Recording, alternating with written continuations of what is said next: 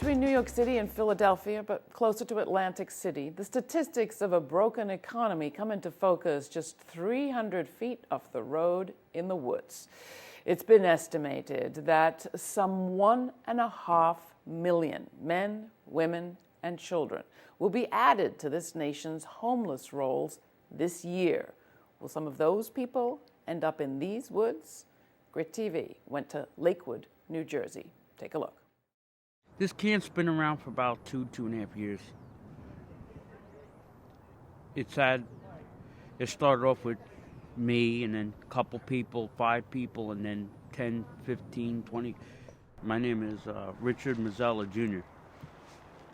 My name is Minister Stephen Brigham. The program that I work with is Lakewood Outreach Ministry Church. It was 10 years ago that the fellow in Jackson, New Jersey, he had lost his housing. He was living in a boarding home, and he came up to me as I visited the boarding home to bring food and things. He asked me if there was some way that I could help him with food. He couldn't afford to stay there anymore, and he had no other options. And he asked me if there was some way that I could help him with housing. And I told him that there was going to be no way that I could help him with a hotel room or an apartment. I just didn't have the funds to do that. And the best I could do for him would be to supply him with a tent and some pots and pans, a propane stove, and a sleeping bag, and just the basic necessities of life. And he told me he'd take it because he had no other options. When I was last here, it was like 2025, and then I guess a lot more came with tents, teepees, and community tents. And they add up to 30, 40 people here. Some of them have cars by their tents. They have cars or they live out their cars. Some of them have couples that live here. They've had married couples and they're common law couples. 2 to a tent and sometimes 1 to a tent.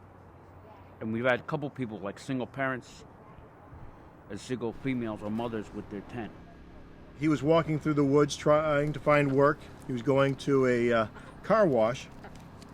And as he was walking down the path to get to the car wash, there was 4 homeless men, 4 homeless people. There was a woman with them that was sleeping on a king-size mattress right next to the path in the woods with just a tarp over them. And so at that point, he gave me a call and he said, Minister Steve, I found other homeless people that have nothing. Is there any way that you can help them? So at that point, I came down and I set them up with a tent, sleeping bags, cooking gear, and again, the basic necessities of life, some food. And so at that point, I started to realize that Ocean County has homeless people. I've known Richie for about 7 years now. He was homeless in Toms River for a while, and then he came down to this camp for a while, and then he was trying to find some more permanent housing. He was looking for some Section 8 housing, which hasn't materialized yet.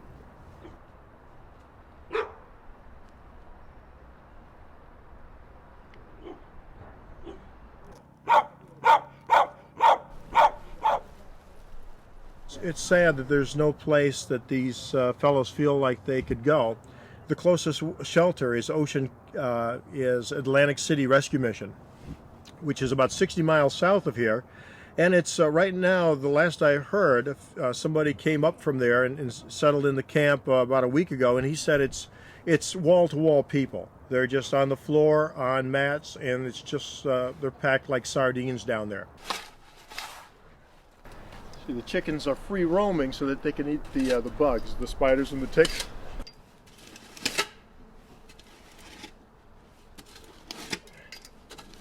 The homeless part for me is not, homeless, for someone that's never been homeless, it could be a shock, it could be stuck, but if it's not sudden, when your house burns down, it's sudden, you're not prepared, you can't see it coming. When you know your money's right, if you know you're going to be evicted from somewhere, you have a chance to prepare. Try to get stuff to make you warm and stuff like that. So a lot of times in these situations, the hard part ain't keeping warm. The hard part ain't keeping dry. They have tents and tarps and stuff, coats and sleeping bags that are made for 0 degrees. So that helps.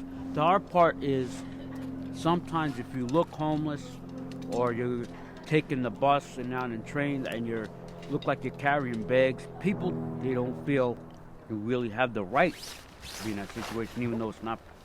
You don't prefer to be in that situation to begin with. That's what you feel the most, like insult to injury. You're always prepared for the cold. You're always prepared, to have enough food. There's pantries and soup kitchens, but it's very hard to get used to people not giving you respect.